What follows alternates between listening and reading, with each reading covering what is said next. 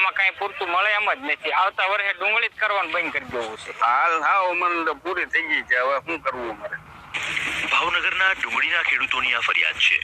Bhavnagar marketing યાર્ડમાં ખેડૂતો તેમણે વાવેલી ડુંગળી લઈને પહોંચ્યા હતા, પણ હરાજીમાં એક મણ એટલે કે 20 કિલોના ફક્ત 50 થી 150 રૂપિયા જેટલા જ ભાવ મળતા ખેડૂતોમાં ભારે નિરાશા અને રોષ જોવા મળ્યો હતો. તેમનું કહેવું છે કે કમોસમી વરસાદને કારણે પડેલા માર બાદ તેમને ભાવ પણ હવે નથી મળી રહ્યો, આથી તેમણે બેવડો બોજ સહન કરવાનો વારો આવ્યો. ડુંગળી લઈને અહીંયા આવ્યા છે પણ પરિસ્થિતિ ખેડૂતની ખૂબ ખરાબ છે.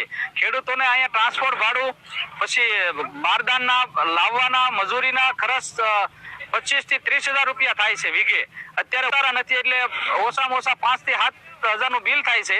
અને પછી ખેડૂતોને ડુંગળીમાં કોઈ વસ્તુ મળે એમ નથી. અને ડુંગળી માટે સરકારને નિકાસ આપવી જોઈએ અથવા તો ખેડૂતોને સહાય આપવી જોઈએ. અને જ્યારે પણ ડુંગળી પકવતા ખેડૂતો અહીં આવે છે તો એમને બારદાન, ટ્રાન્સપોર્ટ ભાડું અને બિલ બને છે તો સા પાણીના 10 રૂપિયા ઘરના નાખવા પડે છે. જે પહેલા ખર્ચો કર્યો છે એ તો ગયો છે, પણ અત્યારનો ખર્ચો ઉભો થાય એવી પરિસ્થિતિ નથી.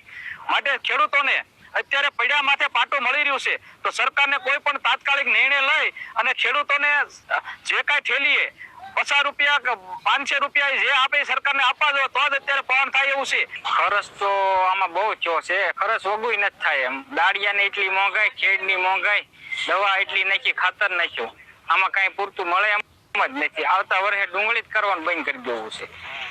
ડુંગળીના પાકની ઉપજ ઘટવાથી તેની સાથે જોડાયેલા શ્રમિકો, નાના મોટા વાહન ચાલકો અને ખાણીપીણીના ધંધા સાથે જોડાયેલા લોકોના રોજગારને પણ અસર થઈ છે.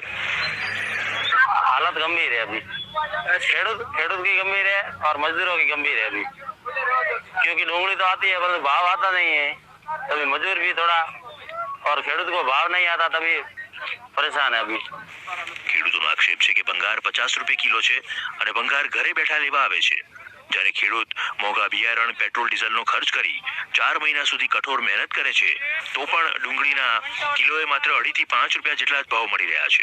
અમે વેપારી એસોસિએશન સાથે પણ ડુંગળીના નીચા ભાવ મામલે વાત કરી. એ વરસાદ પડવાથી માલનો ક્વોલિટી જે થવી જોઈએ એ નથી થઈ, સામે ઉતારા આવવા જોઈએ એ પણ નથી આવ્યા. એટલે સ્વાભાવિક છે ખેડૂતોને ઉત્પાદન ખર્ચ વધ્યો છે અને ઉત્પાદન ઓછું થયું છે. અને અત્યારે માર્કેટની અંદર વેચવા માટે ખેડૂતો લઈને આવે છે તો 80% જેવો માલ છે એની ક્વોલિટી નબળી જે છે તો એ માલ 50 થી લઈને 150 રૂપિયા સુધી વેચાય છે.